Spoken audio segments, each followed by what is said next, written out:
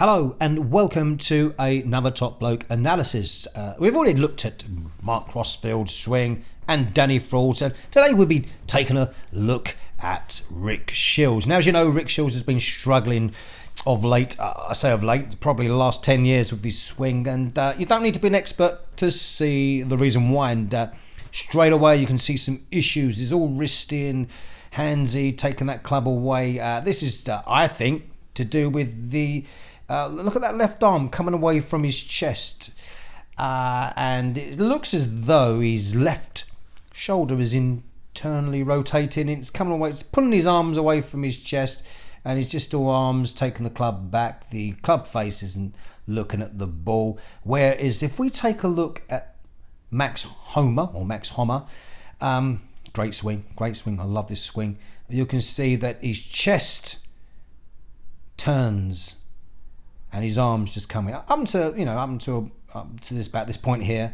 All he does is turn his chest, and he doesn't even lift his arms, and you can see the club face pointing at the ball.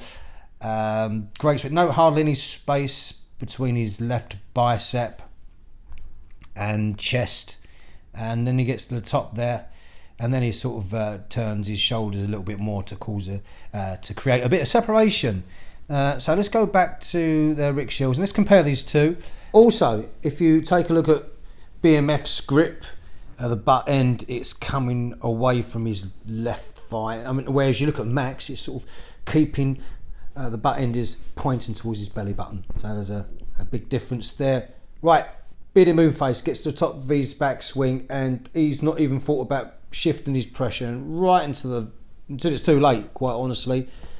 He should be, or any of us should be, thinking about shifting our pressure way before we get to the top of our backswing. So, of course, he does it as he starts his downswing, and this is going to cause a multitude of problems. And guess what happens here? He gets stuck and he does the old flipperoo.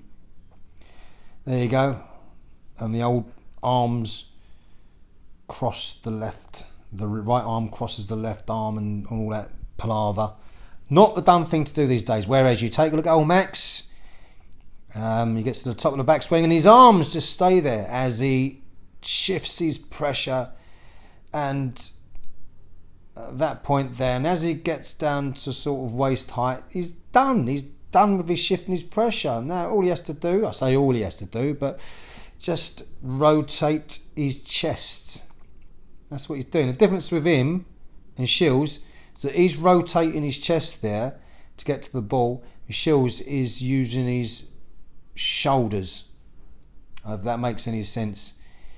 The shoulders obviously connected to your chest, but as you can see there, he's got a lovely stable face, minimum rotation of the club face until he gets past impact. Do what you like after that. So here's Rick Shiels, and you see that it's eminently clear that he's not shifting his pressure way too late, and this causes him problems posting up on his left leg, because way after impact he's still trying to get up on his left leg. Can you see that? Yeah, so way after impact, whereas the tall players before impact, or just at impact, they're done with their left leg. Let's take a look at Rory, right? So let's have a look at him. He goes back. Look at his left leg. There you go. Look at his left hip in particular. And I reckon about here, yeah, there, he's done. Yeah? And all he needs to do now is post up and pull his right hip across, yeah? Rather than, so there, that point there, before impact, he's finished with his left leg, and his right hip just turns around his left leg. Beautiful. That is hard to do, I know, but let's take one more time. Then let's go back to Rick's. And you can see, hang on, let's go to Rick. Come on, get up. Rick Now you can see, look at his left hip.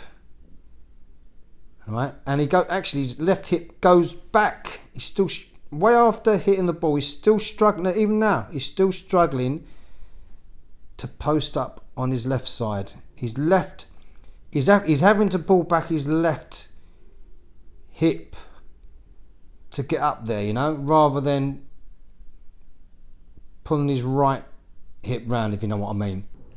So there you go, ladies and gents. I hope you enjoyed my expert analysis. Basically, Shiels' sequence is way out of whack, and if you can swing like Rory McIlroy, then you're on your way to success.